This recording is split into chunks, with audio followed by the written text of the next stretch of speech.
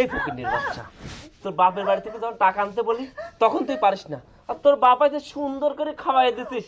আমার বাড়ির ভাত কি বেশি হয়েছে? আমার বাড়ির ভাত বেশি হয়েছে? আমাকে ছেড়ে দাও, আমাকে ওর বাবার কাছে যেতে দাও। শোন, তোর বাবাকে সুন্দর করে বলে দিবি 5 লাখ টাকা নিয়ে যেন এই বাড়িতে আসে। মা, ছেড়ে দাও, আসো।